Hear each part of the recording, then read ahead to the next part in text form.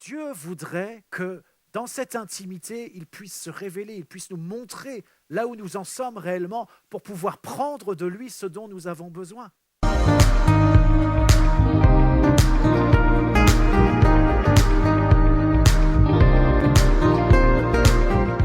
Bonjour à tous. Bonjour à tous ceux qui nous suivent ou qui nous suivront sur les réseaux. Alors ce matin, j'ai préparé un message pour vous. Ça fait un moment que je le prépare, entre guillemets, parce que j'avais envisagé de partager ces choses-là un mardi soir. Mais il y avait tellement peu de monde que je sentais que le Seigneur me disait fais pas ça.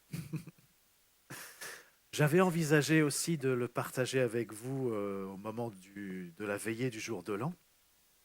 Et puis il n'y a pas eu l'espace. Et puis je pense que c'était très bien comme ça. Et pourquoi est-ce que ça fait un moment que j'ai envie de le partager? Parce que c'est quelques pensées pour l'année 2026 et pour les temps qui sont devant nous. Mais aujourd'hui, on est le 11 janvier, donc l'année ne fait que commencer, donc c'est toujours d'actualité. Et puis du coup, ça m'a permis d'approfondir les choses, de les creuser et de pouvoir vous les partager ce matin. Et l'introduction d'Arnaud, les 2 premiers versets du psaume 91 sont une excellente introduction à ce message.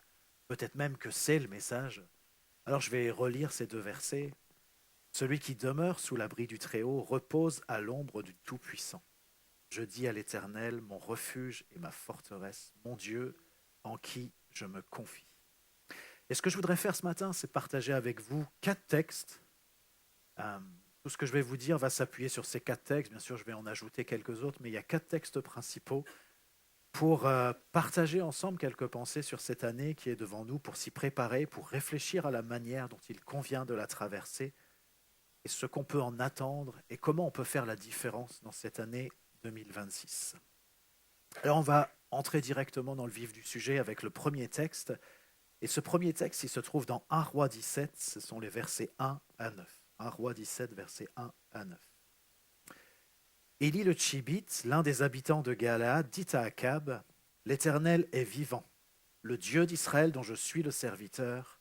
Il n'y aura ces années ni rosée ni pluie, sinon à ma parole. » Et la parole de l'Éternel fut adressée à Élie en ces mots, « Pars d'ici, dirige-toi vers l'Orient et cache-toi près du torrent de Kérit, qui est en face du Jourdain. Tu boiras de l'eau du torrent, et j'ai ordonné aux corbeaux de te nourrir là. » Il partit et fit selon la parole de l'Éternel, et il alla s'établir près du torrent de Kérit, qui est en face du Jourdain. Les corbeaux lui apportaient du pain et de la viande le matin, et du pain et de la viande le soir. Et il buvait de l'eau du torrent. Mais au bout d'un certain temps, le torrent fut à sec, car il n'était point tombé de pluie dans le pays. Alors la parole de l'Éternel lui fut adressée en ces mots, « Lève-toi, va à Sarepta, qui appartient à Sidon, et demeure là. Voici, j'y ai ordonné à une femme veuve de te nourrir. » Ce qu'on voit dans ce texte, c'est que Élie, c'est un habitant donc de Galaad. Mais ce n'est pas n'importe quel habitant, parce que c'est un serviteur de l'Éternel. Et d'ailleurs, son nom signifie « Mon Dieu est l'Éternel ». Et on sait que c'est un prophète de l'Éternel. Et on voit que Élie, il est dans une situation où il est sur le devant de la scène. Mais après être sur le devant de la scène, il est dans une autre situation où il va se cacher. Et quand on regarde d'ailleurs la vie d'Élie, en tout cas ce que nous en rapporte la parole, eh bien on voit que la vie d'Élie, c'est comme une succession de moments où il est sur le devant de la scène, et puis d'autres moments où il est caché, il est en retrait. Et je crois qu'il y a un modèle pour nous dans cette succession de moments où on est sur le devant de la scène et de moments où on est en retrait, voire caché. Parce que vous voyez, je crois que nous, notre vie, il y a des moments où on est sur le devant de la scène, mais il y a des moments où Dieu nous demande de nous mettre en retrait et de nous cacher. Il y a des moments où on est dans l'action, mais il y a d'autres moments où on est dans l'intimité. Il y a des moments où on est dans le tumulte, mais il y a d'autres moments où on est dans le silence et où on est dans le calme. Et je crois que la manière dont Élie a vécu sa vie, ce que la Bible nous en rapporte, eh bien c'est un modèle pour nous aussi de la manière dont nous devrions vivre la nôtre. Et alors, on voit que dans cette phase où Élie est sur le devant de la scène, eh bien il a accès au roi.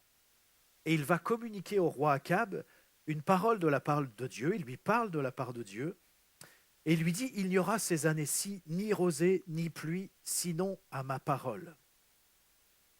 C'est fort ça veut dire que c'est à la parole d'Élie lui-même que la pluie, la rosée, eh bien, reviendront. Alors moi, ça me faisait penser, vous savez, quand Dieu dit à Moïse, je te fais Dieu pour Pharaon. D'une certaine manière, eh bien, c'est comme si dans cette situation, Dieu disait à Élie, je te fais Dieu pour le roi Akab. Parce qu'il incarne la parole de Dieu, non seulement il délivre la parole de Dieu, mais c'est aussi à la parole d'Élie, et quand on lit la suite, eh bien, on voit que c'est quand Élie va dire aussi, bien sûr, il dit de la part de Dieu, il dit au moment que Dieu lui a montré, mais c'est à la parole d'Élie aussi que la pluie va revenir. Et je ne sais pas si on se rend bien compte de ce que ça peut impliquer, un tel positionnement. C'est-à-dire assumer une telle responsabilité. Vous imaginez, enfin je crois qu'on ne peut pas imaginer la pression que ça peut être de parler et de dire voilà, il ne va pas y avoir de pluie, il ne va pas y avoir de rosée pendant plusieurs années, et il y en aura quand je dirai qu'il y en aura. Et bien sûr, tout ça est conduit par Dieu, et tout ça est orchestré par Dieu. Mais voilà la situation dans laquelle se trouve Élie. Et c'est un peu aussi comme Moïse dont je parlais, lorsqu'il lève son bâton, certes pour ouvrir la mer, mais lorsqu'il lève son bâton aussi pour que la mer se referme. Et voyez, je me disais, mais est-ce qu'on réalise bien aussi quel est notre positionnement et quelle est notre responsabilité ? Est-ce qu'on peut assumer quelque chose comme ça en tant qu'Église ? D'avoir une autorité qui correspond à celle que les prophètes pouvaient aussi manifester dans l'Ancien Testament. Et en réalité, l'autorité de l'Église est beaucoup plus grande que celle que les prophètes ont pu manifester dans l'Ancien Testament. Et alors, est-ce qu'on pourrait assumer une position pareille ? Mais avant de pouvoir l'assumer, il faudrait déjà qu'on réalise, en tant qu'Église, en tant qu'enfant de Dieu, quelle est notre position et quelle est notre autorité et qu'est-ce que Dieu nous demande. Parce que sinon, ben voilà, c'est comme si c'était une question qui n'avait aucun sens. C'est une question qui ne nous parle pas d'assumer une telle responsabilité ou un tel positionnement parce que nous n'y sommes pas. Alors voilà, d'abord on voit que Élie arrive sur le devant de la scène. Et puis ensuite il part se cacher. Mais il part se cacher pas parce qu'il a envie de se cacher, il part se cacher parce que Dieu le lui demande. Après que Dieu lui ait parlé, il nous est dit qu'il partit et fit selon la parole de l'Éternel. Il partit et fit selon la parole de l'Éternel. Est-ce que nous aussi, comme Élie, nous faisons selon la parole de l'Éternel ? Est-ce que nous sommes capables de nous déplacer, de partir, lorsque le Seigneur nous demande de partir, de nous déplacer, lorsque Dieu nous parle, est-ce que nous faisons selon la parole de l'Éternel ? Et je crois qu'on est dans un temps, vous allez me dire, ça devrait toujours être comme ça. Oui, c'est vrai. Mais je crois qu'on est dans un temps où justement, il faut absolument apprendre à faire selon la parole de l'Éternel. Parce qu'on est dans des temps qui sont nouveaux, on est dans des temps qui sont particuliers, et à cause de cela, eh bien, l'enjeu n'est plus le même. Il peut y avoir une question parfois de vie ou de mort à suivre ce que Dieu demande. Bien sûr que lorsque nous ne suivons pas ce que Dieu nous demande, lorsque nous ne faisons pas selon la parole de Dieu, c'est toujours un péché, c'est toujours une désobéissance, c'est toujours un manque de confiance. Mais les conséquences peuvent être plus ou moins importantes. Et ce que je veux vous dire, c'est que nous sommes dans des temps où les conséquences de ne pas partir, de ne pas agir, de ne pas faire en fonction de la parole de Dieu, et nous sommes dans des temps où les conséquences vont devenir beaucoup plus importantes que ce que nous avons connu. Et ce qui retient mon attention, notamment dans ce passage, c'est qu'il y a deux manières dont Dieu parle à Élie. Il parle à Élie pour qu'il puisse transmettre sa parole aux autres, c'est-à-dire il lui donne un message à délivrer au roi Akab. Et Élie le fait. Mais on voit aussi que Dieu parle à Élie pour lui-même, pour lui donner des directives, pour lui indiquer ce qu'il a à faire. Et j'aimerais qu'on puisse se poser cette question, est-ce qu'il y a bien ces deux dimensions de la parole de Dieu dans nos vies ? C'est-à-dire cette dimension où Dieu nous parle pour les autres, mais aussi cette dimension où Dieu nous parle pour nous-mêmes. Et vous pouvez le mettre dans le sens que vous voulez. Et peut-être la première question qu'il faudrait se poser, c'est est-ce que nous vivons cette dimension où Dieu nous parle ? que ce soit pour nous-mêmes ou pour les autres? Est-ce que nous vivons cette dimension où Dieu nous parle? Parce que vous voyez, c'est un peu... Pendant qu'on était dans la louange, j'avais cette image qui va rejoindre plusieurs choses qui ont été dites, mais j'avais cette image d'un cumulus, et ça représente plusieurs d'entre nous. Je pense que ça représente même beaucoup d'entre nous, mais c'est un cumulus qui est fermé. Le robinet, pour ce cumulus, est fermé. L'eau qui est dans le cumulus ne peut pas sortir. Mais pourtant, dans ce cumulus, il y a bien de l'eau. Il y a bien de l'eau. Mais tant que le robinet n'est pas ouvert, eh bien l'eau ne peut pas couler. Et nous sommes comme ça. Je crois que plusieurs d'entre nous, nous sommes comme ça, c'est-à-dire que l'eau, ça représente la parole de Dieu. Dieu est celui qui nous parle pour nous-mêmes et pour les autres. Peut-être que dans ta manière de vivre ta relation avec Dieu, peut-être que tu peux dire, oui, Dieu me parle pour moi-même. D'accord? S'il te parle pour toi-même, pourquoi est-ce qu'il ne te parlerait pas aussi pour les autres? Et inversement, s'il te parle pour les autres, pourquoi est-ce qu'il ne te parlerait pas aussi pour toi-même? Vous savez, c'est très surprenant que finalement, pour certains d'entre nous qui sommes chrétiens depuis longtemps, qu'on n'ait pas beaucoup plus de paroles de Dieu à partager, qu'on n'ait pas beaucoup plus de pensées que Dieu a mis sur notre cœur à partager. Alors voilà, quand c'est pour nous-mêmes, c'est pour nous-mêmes, mais parfois ça peut être bon de le partager avec les frères et sœurs. Mais comment se fait-il que Dieu ne te parle pas pour les autres, pour son Église, pour les frères et sœurs qui ont besoin aussi d'entendre la parole de Dieu? Tout simplement parce que ton robinet, il est fermé. Et que jusqu'ici, tu as refusé d'ouvrir ce robinet. Alors tu peux te dire, moi, il ne se passe rien, pour moi, je n'ai pas de parole de Dieu, je n'ai rien à transmettre. Ou peut-être même dans ta vie de prière personnelle, tu te dis, mais Dieu ne me parle pas. C'est parce que tu n'ouvres pas le robinet. Tu ne communiques pas le peu que Dieu déjà t'a indiqué. Alors finalement, il ne se passe rien. Il y a bien toute cette eau, et si tu commençais à déverser cette eau de la parole autour de toi et pour toi-même, eh bien, vous savez comment ça se passe, les cumulus, eh bien, ils se remplissent à nouveau, et ça chauffe à nouveau, et il y a encore de l'eau qui est prête pour être utilisée, de l'eau qui est chaude. Mais si tu n'ouvres pas le robinet, il ne se passe rien. Et je crois que nous sommes dans une situation où plusieurs d'entre nous, depuis longtemps, ont fermé le robinet. Et c'est scandaleux. C'est scandaleux. Il nous faut ouvrir ce robinet pour communiquer la parole de Dieu pour les autres, pour entendre la parole de Dieu pour nous-mêmes. Il faut que quelque chose s'active, il faut qu'il y ait cet écoulement qui se fasse. Et voyez, Élie, eh bien, il avait cet équilibre, Dieu lui parlait pour les autres et Dieu lui parlait pour lui. Et lorsque Dieu lui parlait, eh bien, il délivrait la parole pour les autres. Et lorsque Dieu lui parlait pour lui demander de faire quelque chose, eh bien, il le faisait. Si nous ne communiquons pas de la part de Dieu ce que Dieu met sur notre cœur, nous désobéissons. Si nous ne faisons pas selon la parole que Dieu nous adresse à nous personnellement, nous désobéissons, nous fermons encore plus fort le robinet. Et après on se dit, mais comment ça se fait? Il ne se passe rien, ou ça ne se passe pas comme ça devrait se passer, je ne comprends pas, je ne vis pas les choses. Et vous savez, le Seigneur nous dit, celui qui croit en moi, des fleuves d'eau vive couleront de son sein. C'est ça à quoi on est appelé.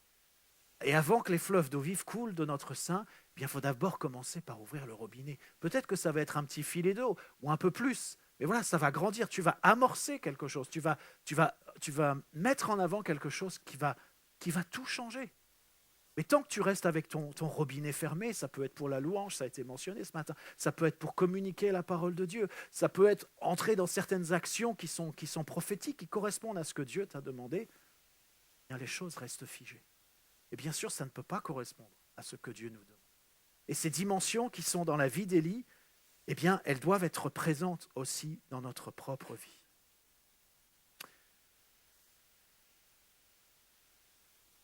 Et ce qu'on voit aussi dans ce passage, c'est que, et ça peut nous parler de cette année 2026 et de ce qui vient par la suite, c'est que la situation est une situation difficile. On pourrait même dire qu'elle est critique. Vous imaginez ce temps où il n'y a pas d'eau pendant plusieurs années, eh bien, c'est une situation qui est vraiment critique. Et ce qu'on voit, c'est que Élie n'est pas en dehors de ces difficultés. Pas parce que c'est lui qui a annoncé les choses qu'il est en dehors de ces difficultés. Mais ce qu'on voit aussi, c'est que Dieu le met à l'abri et prend soin de lui. Il peut boire de l'eau du torrent et des corbeaux le nourrissent. Pain et viande, matin et soir. Super. Non ? Peut-être tout à l'heure, on va manger ensemble. C'est des corbeaux qui vont arriver, qui vont nous déposer du pain, de la viande. Mais on est le midi, là. Alors, je ne sais pas si ça va coller. Est-ce qu'on réalise bien ce que ça peut vouloir signifier? Vous voyez, oui, Dieu prend soin d'Élie, il le met à l'abri, et puis il le nourrit, et puis il a l'eau du torrent qu'il peut boire. Mais est-ce que ça correspond à la manière dont Élie aurait souhaité qu'on prenne soin de lui? Je sais pas, moi, s'il y a des corbeaux qui déposent un truc devant ma fenêtre, ça ne me viendrait pas à l'idée de le manger. Non, ça irait pour vous? Voilà, il y a des gens pragmatiques, ça dépend si tu as faim ou pas, effectivement. Mais voyez, ce sur quoi il faut s'arrêter, c'est que oui, Dieu prend soin de nous. C'est un fait. Dieu est celui qui prend soin de nous. Maintenant, il ne prend pas forcément soin de nous à la manière dont on envisage qu'il devrait prendre soin de nous ou à la manière dont nous, on pense que ça serait comme ça qu'il faudrait faire pour prendre soin de nous. Alors, on se dit, mais est-ce que je veux accepter que Dieu prenne soin de moi? Est-ce que ça me va comme programme? Est-ce que ça serait pas mieux que ça soit moi qui prenne soin de moi? Je serais plus libre, ça serait plus facile peut-être. C'est des vraies réflexions, ça. Alors bien sûr, quand on est dans une période critique et qu'on sent la critique, qu'on sent la famine, bah on est bien heureux que Dieu prenne soin de nous. Mais quand on a d'autres moyens à notre disposition, peut-être on se dit, bah voilà, bon bah Dieu il propose ça, mais moi je vais faire un petit peu différemment.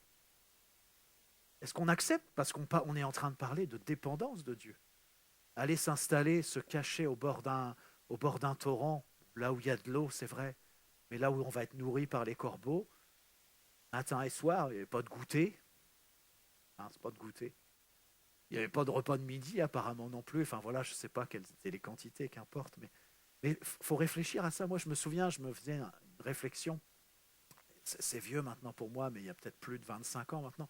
Pendant 6 mois, je m'étais dit, mais je vais me mettre à la disposition de Dieu. Et puis, pendant 6 mois, je n'ai pas eu de salaire. 6 mois à peu près, peut-être c'était un peu plus, je ne me rappelle plus. Et j'ai découvert deux choses, enfin peut-être plus que deux choses, mais j'ai découvert effectivement que Dieu a pris soin de moi. Mais la manière dont je vivais avant et pendant ces 6 mois, c'était plus du tout la même. Vous voyez, et j'aurais pu me dire, bah, comment ça se fait? Dieu, il prend pas soin de moi, là, j'ai pas ci, j'ai pas ça. Mais parce que la manière dont Dieu avait déterminé de prendre soin de moi, c'était que je puisse payer mon loyer, c'était que je puisse manger, c'est que mes besoins primaires soient satisfaits. Mais pour le reste, bah, ça montrait que c'était pas forcément nécessaire.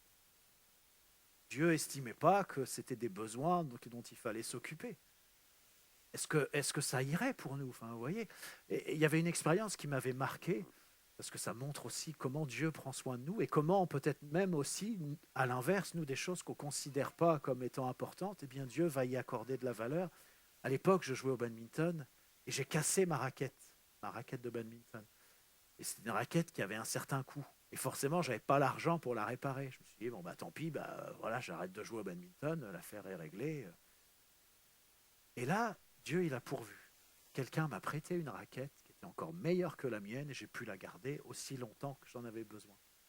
Et vous voyez, ça, moi, je me disais, bon, bah tant pis, c'est comme ça, c'est pas un truc nécessaire. Mais Dieu, là-dessus, il est intervenu. Et vous voyez, il faut qu'on apprenne comment est-ce que Dieu veut prendre soin de nous. Et bien souvent, ce qui nous joue des tours, c'est qu'on a accès à des ressources qui nous font sortir de la manière dont Dieu veut prendre soin de nous. Et on s'en rend peut-être même pas compte.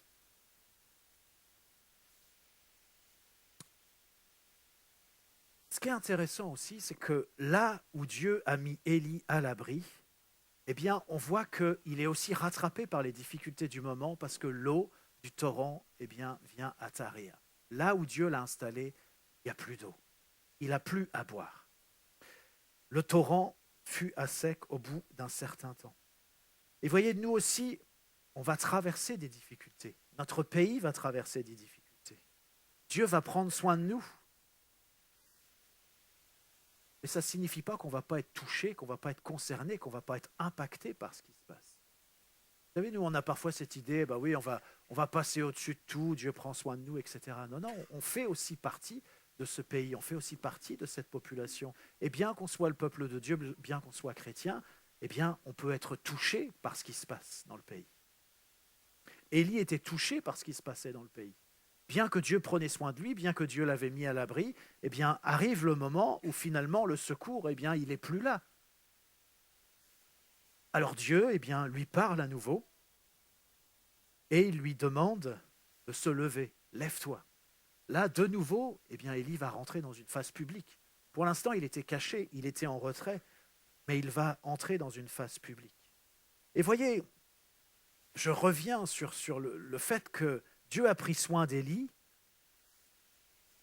mais il a été touché par ce qui s'est passé, il a été impacté, de la même manière que nous pouvons l'être nous aussi. Et voyez, notre dépendance de Dieu, dans les temps dans lesquels on est, elle doit vraiment augmenter. On doit apprendre à dépendre de lui.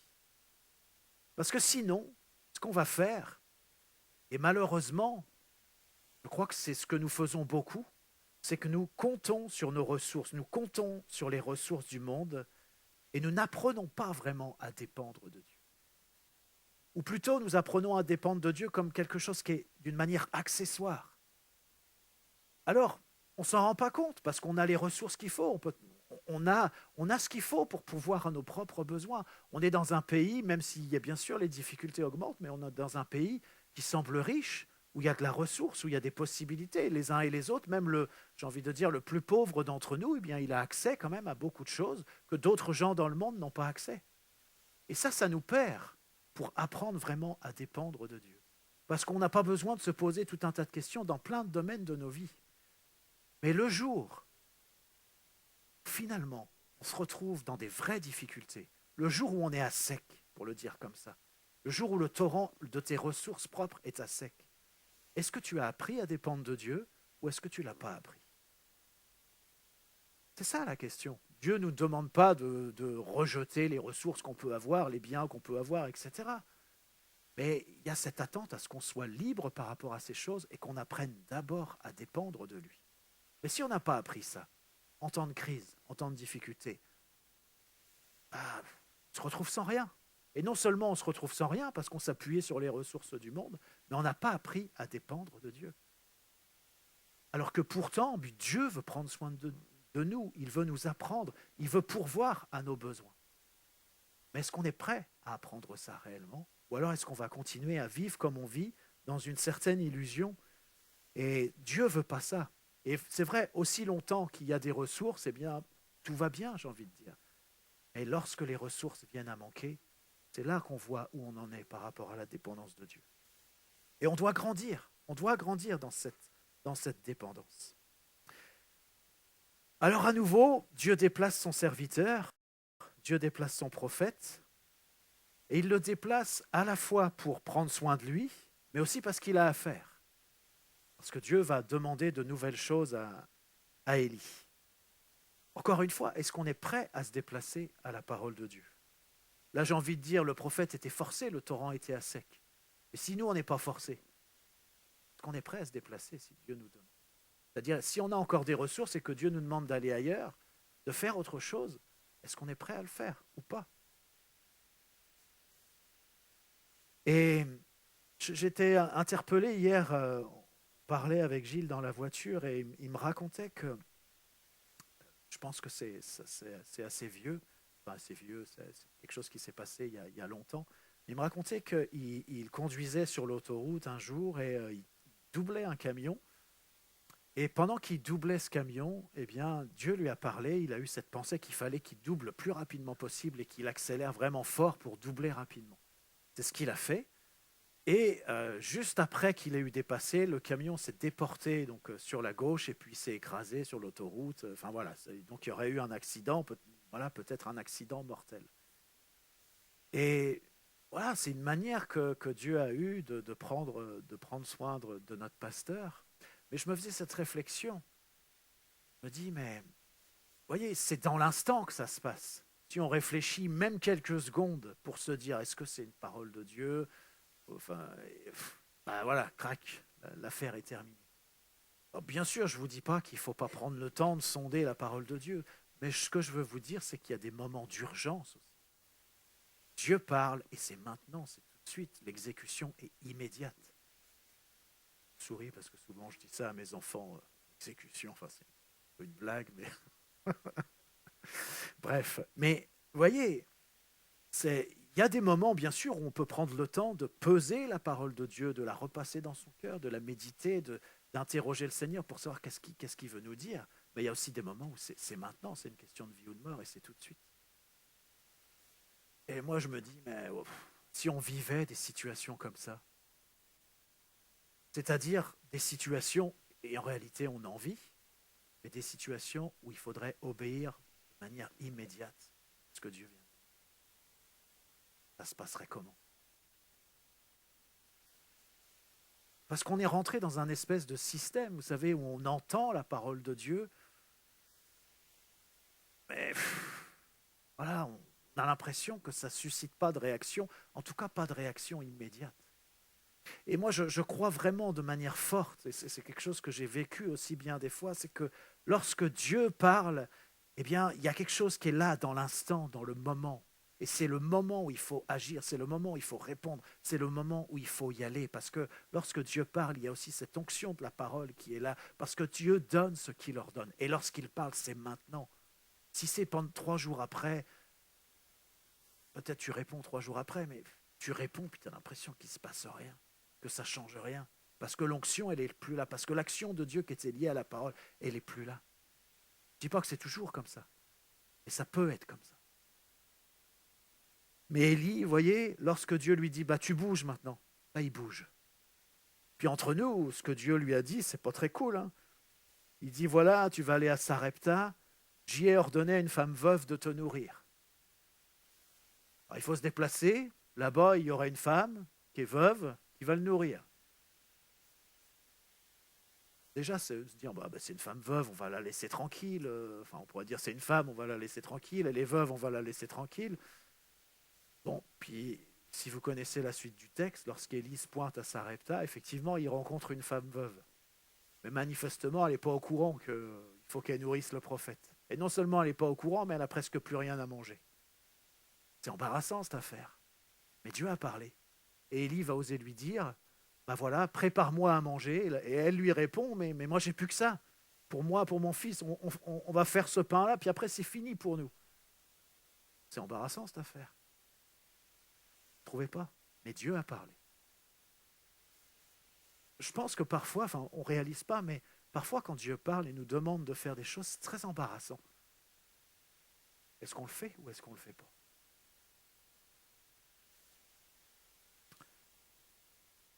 Élie, c'est ce prophète qui a une grande considération pour la parole de Dieu et qui se déplace, agit, se cache en fonction de ce que Dieu lui dit. Il vit cette alternance de moments où il est sur le devant de la scène et de moments où il est en retrait, caché, dans le silence, l'intimité avec Dieu. Et c'est ce que nous avons besoin aussi de développer, de vivre en 2026. L'intimité avec Dieu. Matthieu 6, verset 6, mais quand tu pries, entre dans ta chambre, c'est mon deuxième texte. Quand tu pries, entre dans ta chambre, ferme ta porte et prie ton Père qui est là dans le lieu secret. Et ton Père qui voit dans le secret te le rendra.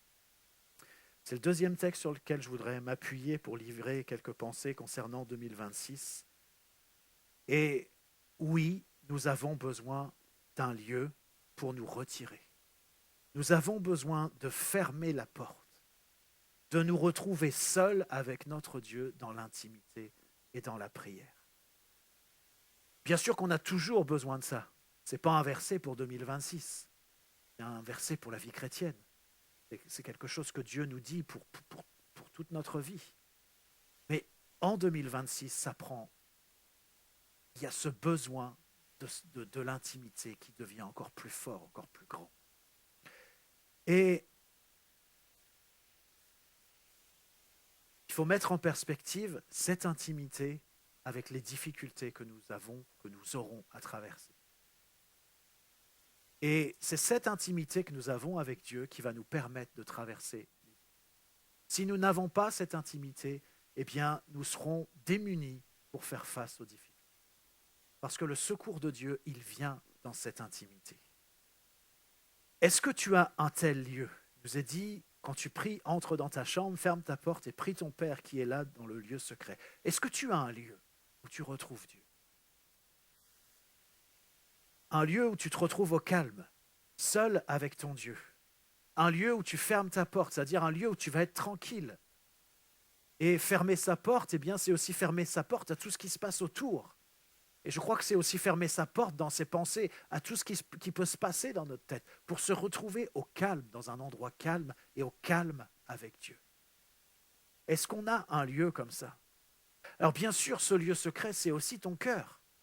C'est-à-dire que c'est au plus profond de toi-même que tu rencontres Dieu. C'est pas lié à un lieu particulier, à un lieu physique particulier. Mais ce que je comprends, ce que j'ai appris, me semble-t-il, c'est que les personnes qui disent « moi je rencontre Dieu, voilà, dans mon cœur, peu importe où ça se passe », il y a des personnes qui disent ça, qui sont dans l'illusion, et il y a des personnes qui le disent et c'est vrai. Mais ces personnes qui le disent et c'est vrai, eh bien c'est parce qu'elles ont appris à se retrouver au calme et dans le silence. Et il y a quelque chose dans ce calme et dans ce silence, dans cette chambre où la porte était fermée, qui s'est construit dans l'intimité avec Dieu. Mais si tu n'as pas construit cette intimité-là, si tu me dis, oui, mais moi, n'importe où, c'est bon, ça me va, il y a cette relation facile avec Dieu, j'y crois pas. J'y crois pas. Mais par contre, si tu as pris ces temps d'intimité réelle avec Dieu, si tu t'es retrouvé dans le calme, dans le silence, si tu as appris à construire quelque chose, eh bien, ce que tu as construit dans l'intimité, eh bien, lorsque tu n'es plus dans le calme, dans le silence, eh bien, c'est construit, c'est là. Mais il y a cet appel à l'intimité, à se retrouver au calme et à fermer la porte. Et fermer la porte à tout ce qui se passe autour de nous. C'est tellement tumultueux autour de nous. Et c'est tellement tumultueux aussi dans notre tête, il faut qu'on ferme la porte dans nos pensées. Et vous voyez, il nous faut ce lieu pour être au calme, pour être coupé du monde, pour sortir, pour s'extraire, pour aller à la rencontre de notre Dieu. Pour s'extraire dans nos pensées et aller à la rencontre de notre Dieu. Et vous savez, quand on se retrouve au calme, dans le silence, comme ça, eh bien, peut-être la première expérience qu'on fait, c'est qu'on a beau être dans le calme, là-dedans, c'est pas au calme. Il faut un temps. Il faut aussi de la gestion pour que ça se mette au calme. Et qu'on ait ce temps où vraiment on va être posé avec Dieu. Et vous voyez, il nous est dit dans ce verset, et c'est fort, il nous est dit, « Et ton Père qui voit dans le secret te le rendra. » Et ton Père qui voit dans le secret te le rendra. Ça veut dire quoi? Ça veut dire qu'il y a une provision pour ceux qui savent retrouver leur Dieu dans le lieu secret. Il y a une provision. C'est-à-dire, oui, il y a ce moment où tu te retrouves avec ton Père dans le lieu secret, dans l'intimité.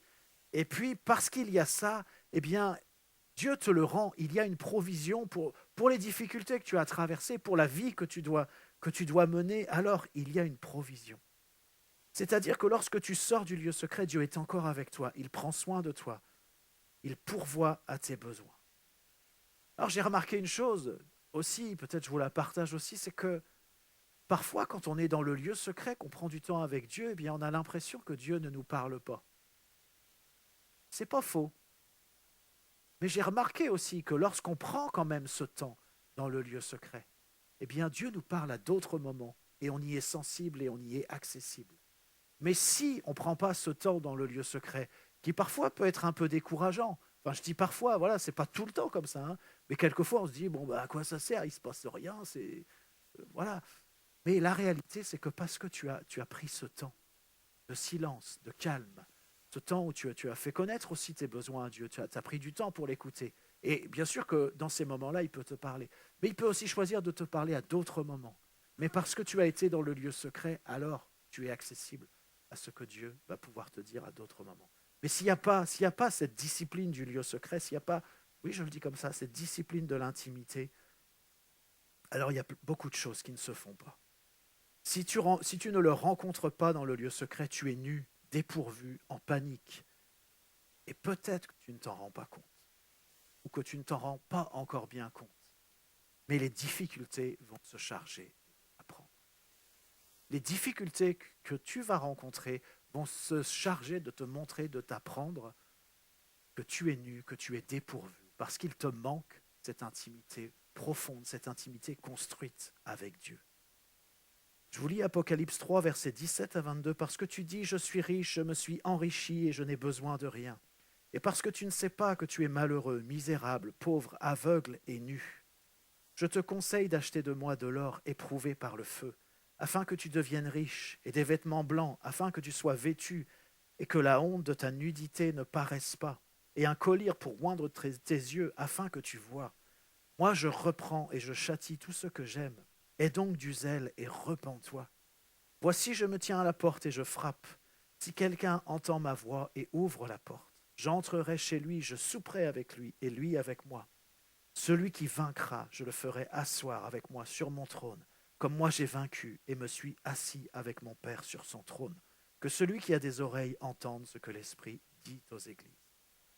Et voyez, il y a quelque chose qui est terrible, c'est d'être dans l'illusion sur nous-mêmes, par rapport à notre foi, par rapport à la qualité de notre relation avec Dieu, par rapport à la manière dont nous prenons en compte la parole de Dieu.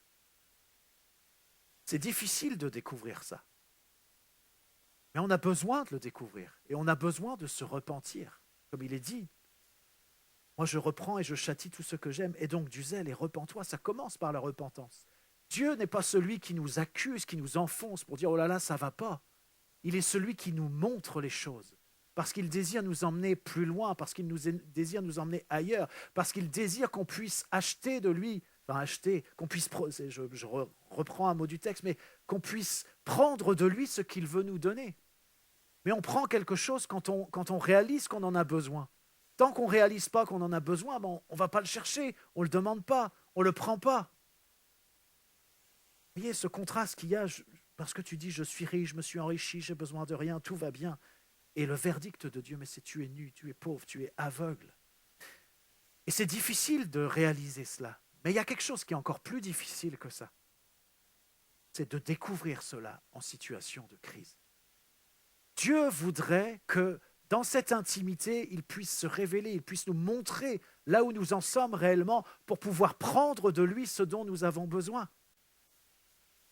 Mais vivre ça tranquillement, sereinement, dans cette intimité, dans ce lieu secret, ce n'est pas forcément facile.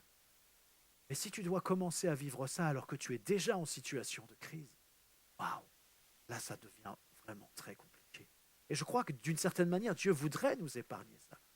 Mais tant qu'on se dit, mais moi ça va, c'est bon, oui j'ai entendu la parole de Dieu, j'ai fait ma petite prière, Dieu nous attend ailleurs, vous comprenez ? Dieu nous attend bien au-delà, il nous attend dans cette position, et il dit, celui qui vaincra, je le ferai asseoir avec moi sur mon trône, comme moi j'ai vaincu et me suis assis avec mon Père sur son trône. L'objectif de Dieu, c'est que l'Église soit une Église qui soit rayonnante, qui soit brillante, qui soit une Église qui manifeste l'autorité de Dieu, comme c'est dit dans la parole, que ce soit une Église par laquelle, eh bien, même dans le ciel, on apprend à connaître la sagesse de Dieu par l'Église. C'est ça l'appel de l'Église. Et Dieu nous attend là. J'y suis pas, vous n'y êtes pas. Je ne pense pas vous manquer de respect en vous disant ça. Mais Dieu nous attend là, il veut nous emmener. Il veut nous emmener là. Mais si dans le fond on se dit, oh bah oui, ça va, c'est pas si mal, on est en route vers ça, bon, on ne réalise pas ce qui se passe. Mais les difficultés, si on ne prend pas en compte ce que Dieu nous dit, les difficultés vont nous apprendre la réalité de notre vie, la réalité de l'état de notre cœur.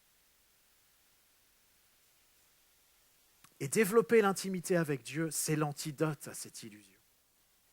C'est l'antidote à cette illusion. Tant qu'on se tient éloigné de Dieu, eh bien, on ne se rend pas compte d'un certain nombre de choses. Mais quand on s'approche de lui, quand on passe du temps avec lui, c'est là que nos yeux s'ouvrent, c'est là que notre cœur s'ouvre et c'est là qu'on réalise des choses qu'on ne voyait pas jusque-là. Et vous savez, on ne peut pas se permettre, ou on ne peut plus, peut-être il faut le dire comme ça, on ne peut plus se permettre de dépendre du lieu secret des autres, de l'intimité des autres, de la spiritualité des autres, de la provision des autres.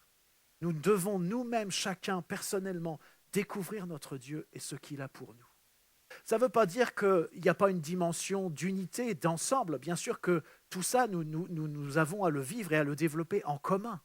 Mais justement, ce que nous pouvons mettre en commun et ce qui a de la valeur et de l'efficacité, c'est ce que nous avons chacun développé dans notre relation avec Dieu, ce que nous avons reçu dans l'intimité. Lorsqu'on le partage, eh bien oui, c'est extraordinaire parce que forcément, ça se complète, ça s'emboîte et c'est puissant. Et on ne peut pas comme ça s'appuyer sur ce que les autres vivent, sur ce que les autres reçoivent. On doit chacun développer ce qu'on a à développer dans cette intimité avec Dieu. On doit chacun recevoir ce que Dieu a pour nous. On ne peut pas se positionner comme si on était quelqu'un pour lequel Dieu n'avait rien pour nous. Il a une provision pour chacun d'entre nous. Et il a une provision qu'il veut aussi déverser sur nous ensemble. Puisse le Seigneur ouvrir nos cœurs à ce sujet et nous donner la grâce de la repentance. Parce que oui, il frappe à la porte. Oui, il veut passer du temps avec nous. Oui, il veut faire de nous des vainqueurs et nous faire asseoir sur son trône. Mais le voulons-nous? Est-ce que nous voulons ça? Le chemin, c'est l'intimité avec celui qui est le chemin, la vérité et la vie. Le chemin, c'est cette alternance de temps d'intimité et d'action.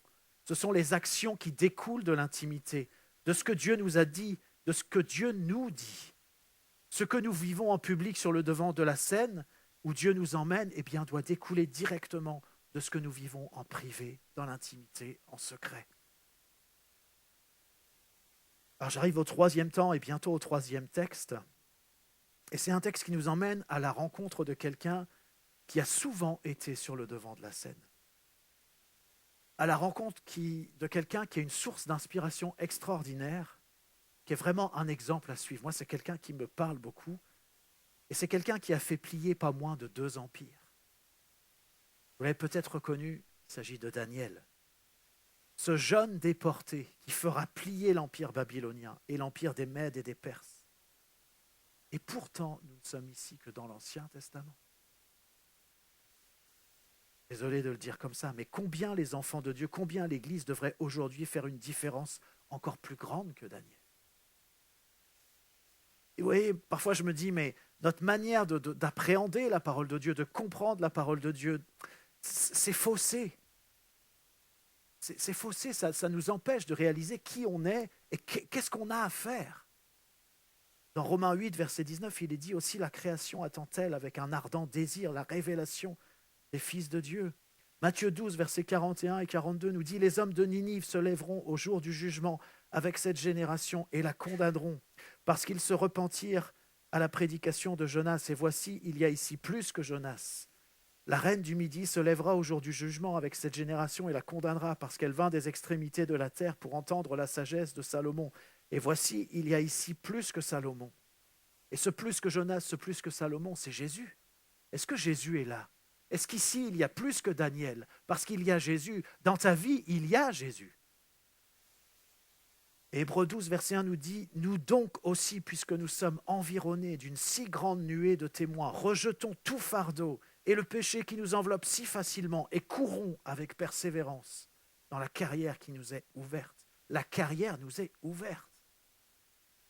Rejetons tout fardeau, toute fatalité, tout pessimisme, toute impuissance. Et 2 Timothée 1, verset 7 nous dit, « Ce n'est pas un esprit de timidité que Dieu nous a donné, mais un esprit de force, d'amour et de sagesse. » Alors j'arrive au troisième texte que je souhaite lire avec vous ce matin, Daniel 6, versets 1 à 10. Daniel 6, versets 1 à 10. Darius trouva bon d'établir sur le royaume 120 satrapes, qui devaient être dans tout le royaume. Il mit à leur tête 3 chefs, au nombre desquels était Daniel, afin que ces satrapes leur rendissent compte et que le roi ne souffrit aucun dommage. Daniel surpassait les chefs et les satrapes parce qu'il y avait en lui un esprit supérieur. Et il n'était pas baptisé du Saint-Esprit comme nous le sommes. Et le roi pensait à l'établir sur tout le royaume. Alors les chefs et les satrapes cherchèrent une occasion d'accuser Daniel en ce qui concernait les affaires du royaume. Mais ils ne purent trouver aucune occasion ni aucune chose à reprendre parce qu'il était fidèle et qu'on n'apercevait chez lui ni faute ni rien de mauvais. Et ces hommes dirent, nous ne trouverons aucune occasion contre ce Daniel. C'était désespéré, ils ne trouvaient rien. À moins que nous n'en trouvions une dans la loi de son Dieu. Puis ses chefs et ses satrapes se rendirent tumultueusement auprès du roi et lui parlèrent ainsi, roi Darius, vis éternellement. Tous les chefs du royaume, les intendants, les satrapes, les conseillers et les gouverneurs sont d'avis qu'il soit publié un édit royal, avec une défense sévère portant que quiconque, dans l'espace de 30 jours, adressera des prières à quelque dieu ou à quelque homme, excepté à toi, ô roi, sera jeté dans la fosse aux lions. Maintenant, ô roi, confirme la défense et écris le décret, afin qu'il soit irrévocable selon la loi des Mèdes et des Perses qui est immuable. Là-dessus, le roi Darius écrivit le décret et la défense. Lorsque Daniel sut que le décret était écrit, il se retira dans sa maison, où les fenêtres de la chambre supérieure étaient ouvertes dans la direction de Jérusalem. Et 3 fois le jour, il se mettait à genoux, il priait et il louait son Dieu comme il le faisait auparavant. Et Daniel, c'était un homme public, assurément avec de grandes responsabilités. Un homme qui a connu de grandes adversités, mais qui en a toujours triomphé. Et il avait un secret. Et son secret, on le trouve au verset 10, c'est ce que nous venons de lire. Lorsque Daniel sut que le décret était écrit, il se retira dans sa maison où les fenêtres de la chambre supérieure étaient ouvertes dans la direction de Jérusalem. Et 3 fois le jour, il se mettait à genoux, il priait et il louait son Dieu comme il le faisait auparavant. Daniel était un homme de prière. Il se retirait dans le lieu secret 3 fois par jour, il se mettait à genoux, il priait et louait son Dieu. Vous savez, ça me parle beaucoup, cette affaire de Daniel, parce que je me dis, à genoux, c'est la position qui fait plier les empires. La position à genoux, c'est la position qui fait plier les empires. Moi, quand je me mets à genoux devant Dieu, eh bien, je pense toujours à Daniel. Je pense à cette position qu'il a fait et au rôle qu'il a eu. Il a fait plier l'empire parce qu'il savait se tenir devant son Dieu, parce qu'il savait prier, parce qu'il savait louer. Et je crois que pour nous aussi, à genoux, c'est la position qui nous permettra de faire la différence dans notre propre pays. Et voyez, lorsque le décret de Darius interdisant de prier quelqu'un d'autre que le roi lui-même, un autre Dieu, une autre personne, pendant 30 jours, sous peine d'être jeté dans la fosse aux lions, lorsque ce décret est tombé, qu'est-ce qu'a fait Daniel? Il a fait comme d'habitude. Il a fait comme il faisait avant, comme auparavant. Pourtant, il y avait une interdiction de prier. Et ce n'était pas une petite interdiction, hein. Vous connaissez la suite. Il s'est fait attraper, et puis il a effectivement été jeté dans la fosse aux lions parce qu'il a continué à prier son Dieu. Nous, quand on prie, on ne risque rien. Enfin, il n'y a pas quelqu'un qui va nous attraper et dire c'est interdit quand tu pries dans ta chambre. Est-ce qu'on le fait quand même? Vous voyez, il n'y a rien qui nous empêche. Ou alors peut-être, oui, spirituellement, effectivement, l'adversaire voudrait nous empêcher de prier. Ça, oui, c'est certain. Mais il n'y a rien vraiment qui t'empêche de t'arrêter, de prendre du temps avec Dieu, d'être là dans l'intimité, de plier le genou, de prendre du temps. Est-ce qu'on le fait? Alors imaginez si un jour il y a une interdiction. Qu'est-ce qu'on va faire? Qu'est-ce que je vais faire? Alors ça peut sembler bizarre, enfin vous voyez, on se dit, de toute façon, on ne peut pas nous interdire de prier. Manifestement, oui, ça s'est passé. Il n'y a même pas les moyens technologiques qu'on connaît aujourd'hui, et pourtant ça s'est passé. Oui, c'est fort, Daniel, il a fait comme d'habitude, comme auparavant. Et en plus, les fenêtres étaient ouvertes. Il n'a même pas pris la peine de les fermer. On pourrait se dire, il aurait pu fermer les fenêtres, voilà, et être plus discret. Mais Daniel a montré une fidélité exclusive à Dieu. Il a refusé de cacher sa foi malgré les menaces.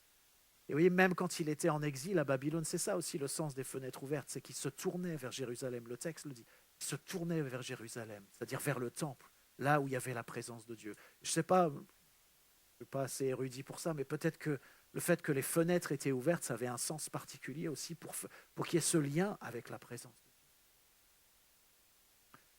En tout cas, Daniel n'a pas fermé les fenêtres. Sa relation avec Dieu, elle n'était pas négociable, même au prix de sa vie. C'est un témoignage inspirant, vraiment un témoignage inspirant quand on sait l'impact qu'a eu Daniel sous plusieurs empires, à la cour de plusieurs rois, l'impact qu'il a eu tellement extraordinaire.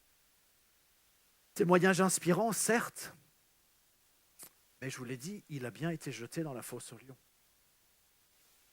Et plusieurs fois, on voit que Daniel a risqué sa vie, compagnon aussi. Mais les lions n'ont pas voulu de lui. Par contre, ils se sont régalés avec tous ceux qui avaient comploté. Mais Daniel a pris le risque de perdre sa vie. Il a pris ce risque-là. Il ne l'a pas pris qu'une fois, il l'a pris plusieurs fois.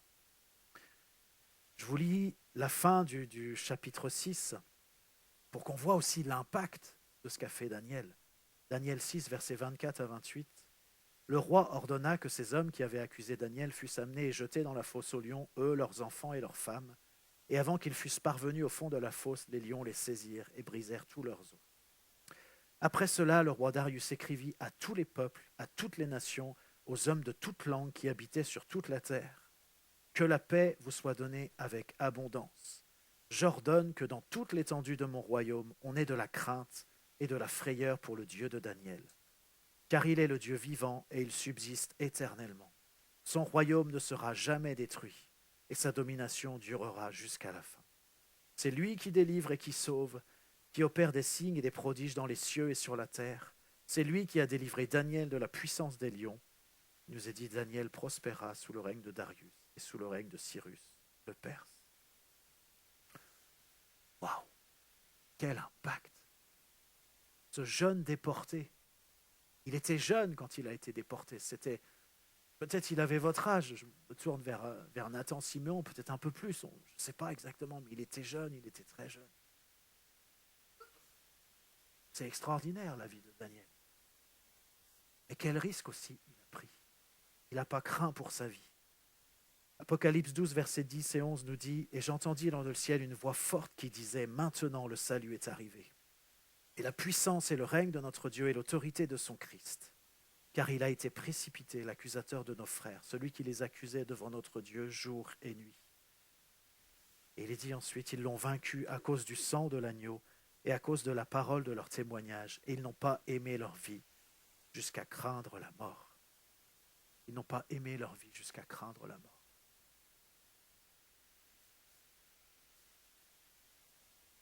Est-ce qu'on aime notre vie? On a le droit d'aimer notre vie.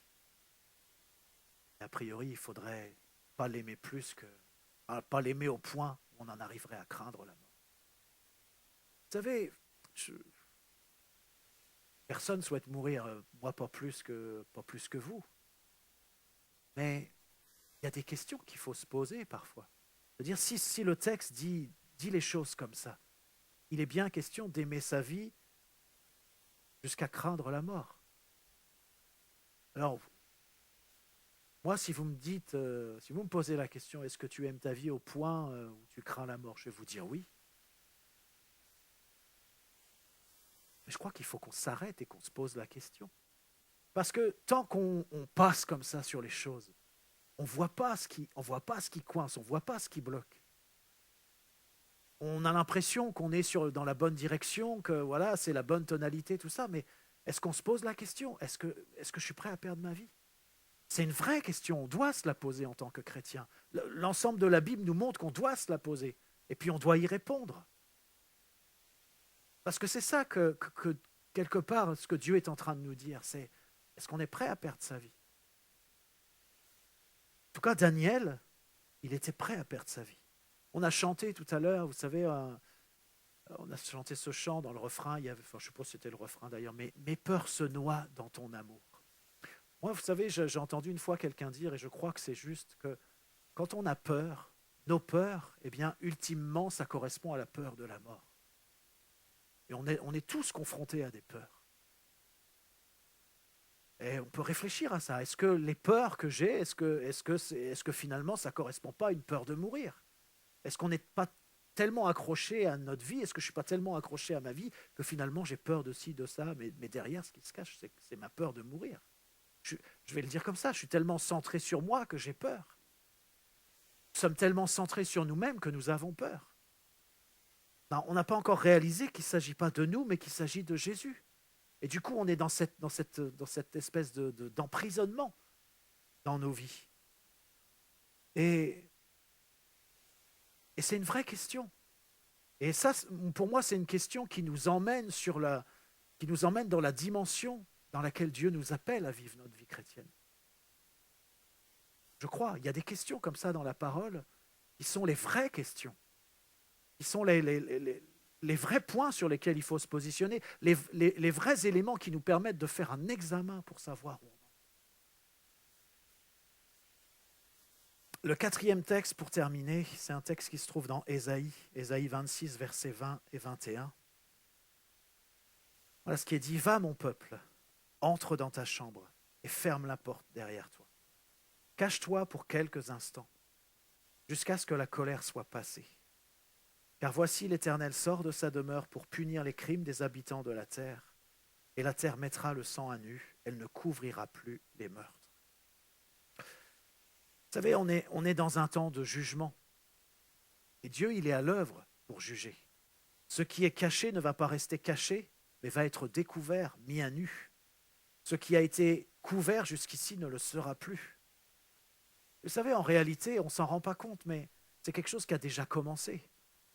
Dieu est déjà à l'œuvre. Quand on observe ce qui se passe, j'allais dire, dans le monde, dans notre société, on voit que déjà il y a un jugement de Dieu qui s'exerce. Il y a des choses qui étaient cachées, maintenant elles ne sont plus cachées. Et je crois que ça va aller encore plus loin. Il y a beaucoup de choses qu'on va découvrir qui sont cachées. Peut-être en tant que chrétien, on est alerté, on soupçonne certaines choses. Mais elles vont être découvertes parce que nous sommes dans un temps de jugement. Et vous savez, quand Dieu agit, ce qui n'est pas facile pour nous, c'est que certes, il y a des événements qui sont soudains. On se dit, ah voilà, ça c'est une intervention de Dieu, c'est clair et net. Mais le plus souvent, on est dans un processus, quelque chose qui se déroule, quelque chose qui se fait. Alors nous, à l'échelle de la manière dont on vit au quotidien, de notre temps, eh bien, on a l'impression qu'il ne se passe rien. Mais quand on s'arrête et qu'on regarde derrière nous, on se dit, ah mais oui, il y a eu ça. Et on voit qu'il y a quelque chose qui est en train de se faire. Et Dieu, il est à l'œuvre pour mettre à nu ce qui a besoin d'être mis à nu, pour vraiment découvrir ce qui est couvert. Il montre tout ça, il expose toutes ces choses-là. Et voyez, c'est déjà à l'œuvre. Et bien sûr, ça nous concerne aussi en tant qu'Église, cette affaire de jugement. Mais voyez comment Dieu parle. Il dit, mais mon peuple, va, entre dans ta chambre et ferme la porte derrière toi. Cache-toi pour quelques instants, jusqu'à ce que la colère soit passée. Ça veut bien dire que, oui, la colère de Dieu va passer.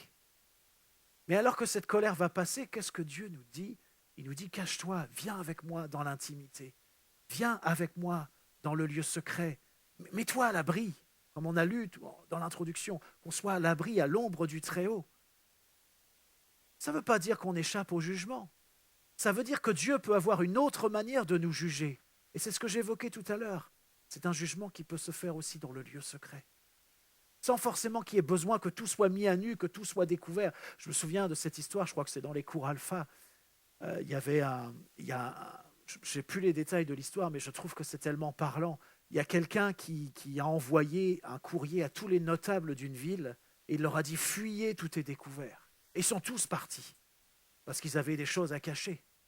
Peut-être nous aussi, on a des choses à cacher. En tout cas, il y a tellement de gens autour de nous qui ont des choses à cacher. Même nos responsables ont des choses à cacher. Je parle des responsables de la société. Mais Dieu, il a une manière de faire aussi avec son peuple. Ou en tout cas, il a une manière avec laquelle il voudrait opérer. C'est justement, entre dans ta chambre, ferme la porte derrière toi, cache-toi pour quelques instants. Parce que ce n'est pas obligé que tu aies le même traitement que tous les autres. Moi, c'est comme si Dieu nous disait, mais moi je veux te rencontrer dans cette intimité, dans ce lieu secret. Je veux pouvoir te montrer, je veux pouvoir te parler, je veux pouvoir te dire. Et en même temps, eh bien, c'est aussi une protection par rapport à tout ce qui se passe. Ça ne veut pas dire qu'on n'est pas concerné, on n'est pas touché, comme je vous disais tout à l'heure avec Élie. Mais c'est aussi une protection parce que Dieu prend soin de nous dans ce lieu secret. Et c'est là qu'on fait nos armes. C'est là qu'on apprend à connaître Dieu. C'est là qu'on apprend à dépendre de lui. C'est là qu'on apprend à découvrir son amour. Tout à l'heure, je citais ce chant « Mes peurs se noient dans ton amour ». C'est beau, moi je trouve que c'est bien dit. Vous savez, quand on aime quelqu'un,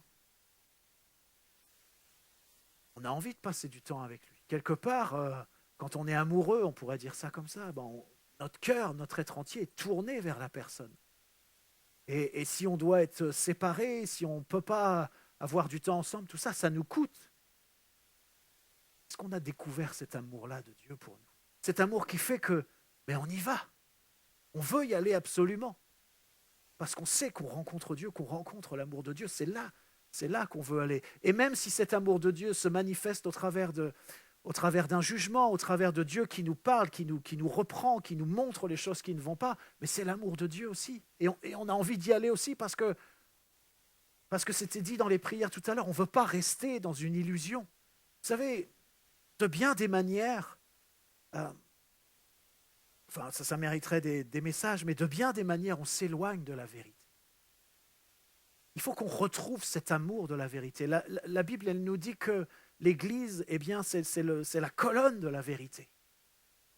Et alors bien sûr, il y a beaucoup de dimensions à ça. Mais déjà, dans notre vie personnelle, on peut pas comme ça se tenir dans une illusion qui est une illusion mensongère. On doit redécouvrir cette soif de la vérité parce que nous sommes la colonne de la vérité. Alors cette vérité, elle commence aussi par nous-mêmes, mais elle doit s'étendre aussi. Parce qu'on est porteur de cette vérité, parce qu'il nous appartient en tant qu'Église de manifester la vérité dans tous ses aspects. Ça commence par un aspect qui est personnel, que Dieu puisse nous parler et que Dieu puisse nous montrer. Alors, voyez, ce texte nous parle aussi de sang et de meurtre. Parce que oui, il y a des méchants qui versent le sang innocent, qui tuent en secret, mais Dieu ne laisse pas tout cela impuni. Va, mon peuple, entre dans ta chambre et ferme la porte derrière toi. Cache-toi pour quelques instants jusqu'à ce que la colère soit passée. Vous savez, Dieu nous prépare dans l'intimité, il nous prépare à des actions spécifiques. Et c'est dans l'intimité que ça se prépare. C'est dans l'intimité que Dieu va nous révéler ce qu'on a à faire. Où on doit aller, où est-ce qu'on doit se déplacer, comment on doit faire. Et encore une fois, ce n'est pas parce que c'est dans l'intimité que ça enlève quoi que ce soit à la dimension du collectif. Au contraire, ça construit l'ensemble. Parce que chacun vit cette dimension d'intimité avec son Dieu, le même Dieu. Alors quand on met en commun, quand on est ensemble, waouh! Mais si finalement chacun vient avec pas grand-chose de son intimité, parce qu'il n'y a pas grand-chose, voilà, il ne se passe pas grand-chose. Parce qu'on doit retrouver ce chemin-là de l'intimité. Dieu nous prépare à des actions spécifiques, il nous prépare dans l'intimité. Il nous appelle à mettre en commun ce qui découle de nos intimités pour que sa gloire soit manifestée. C'est ce que nous vivons caché qui détermine notre impact pour la suite. Va, mon peuple, entre dans ta chambre. Ferme la porte derrière toi.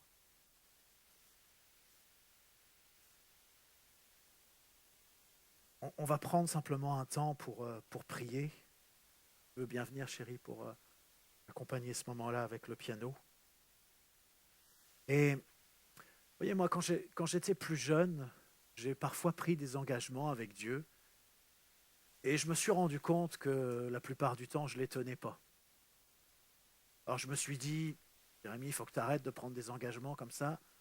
Parce que voilà, à chaque fois, c'est un péché, c'est une offense à Dieu si on s'engage à quelque chose et qu'on ne le fait pas. Alors, plusieurs fois, j'ai dû demander pardon à Dieu pour des engagements que j'ai pris et que je n'ai pas tenus. Et c'est la réalité, c'est vrai, de notre humanité, c'est qu'on prend des engagements et souvent, on ne les tient pas. Alors, d'une certaine manière, j'ai arrêté de prendre des engagements. Mais ce que j'ai découvert plus tard aussi, c'est que Dieu, pourtant, nous demande de nous engager. Alors, on ne doit pas s'engager à tort et à travers pour faire tout et n'importe quoi, pas s'engager sur un coup d'émotion parce qu'on a entendu ceci ou cela, mais on doit retrouver le chemin de l'engagement. On doit retrouver ce chemin où on prend des engagements concrets devant Dieu. Alors ce matin, oui, les questions d'intimité, on aurait pu aussi, ça va avec, mais ce n'était pas le sujet ce matin, mais on pourrait parler aussi du jeûne, de la prière. Et je crois que Dieu nous appelle à prendre des engagements. Et on va prendre un temps pour prier. Ce que je voudrais vous proposer, c'est un appel que je fais, mais tous ceux qui se disent, oui, c'est vrai, je dois prendre un engagement avec Dieu. Je vous invite simplement à vous lever. Je voudrais vous proposer, non pas de prendre l'engagement maintenant. Enfin, si ça parle dans votre cœur et si vous sentez que c'est maintenant que vous devez le prendre, cet engagement concret, faites-le. Mais pour l'instant, l'appel, c'est simplement de nous dire, si on réalise qu'on doit prendre un engagement avec Dieu, par rapport à ce qu'on a entendu ce matin, je ne parle pas seulement du message, je parle aussi de ce qui a été dit prophétiquement, mais qui a pu être dit aussi à à d'autres moments ces derniers temps. Mais si on réalise qu'on doit prendre un engagement avec Dieu, ben je vous invite simplement à vous lever. Et en se levant, on est en train de dire à Dieu, oui, je sais, j'ai un engagement à prendre avec toi. Mais je ne vous demande pas, ce n'est pas un appel pour prendre là tout de suite l'engagement. Ce que je vous propose, c'est décider de prendre un engagement, mais après, vous allez prendre le temps, dans la présence de Dieu, justement dans l'intimité. Vous allez aller voir Dieu pour que vous puissiez prendre cet engagement avec lui, en face à face, en seul à seul, dans l'intimité. Pour savoir, c'est quoi cet engagement que vous devez prendre. Peut-être si tu ne pries pas du tout, prendre un engagement de prier 15 minutes par jour, par exemple, de prendre du temps avec Dieu, déjà, c'est un bel engagement. Et après, tu iras plus loin. Moi, je me souviens d'un engagement que j'ai pris aussi, je me suis dit, j'ai pris cet engagement il y a plus de 30 ans, 32 ans peut-être, je me suis dit, mais je ne vais pas aller dans une réunion sans ouvrir ma bouche, pour prier, pour louer. Cet engagement m'a été saluté. Sinon, peut-être, j'en serais toujours au même point d'être coincé dans la louange et dans la... Il y a toutes sortes d'engagements qu'on peut prendre, voilà, en fonction de chacun où on en est, mais Dieu nous appelle à plus. Et on ne peut plus faire l'économie d'une intimité véritable avec Dieu. On ne peut plus faire ça. Alors voilà, si vous dites, oui, j'ai un engagement à prendre, vous prendrez concrètement cet engagement, non pas sur le coup de l'émotion, sur le coup de l'onction, mais de manière posée, dans la présence de Dieu.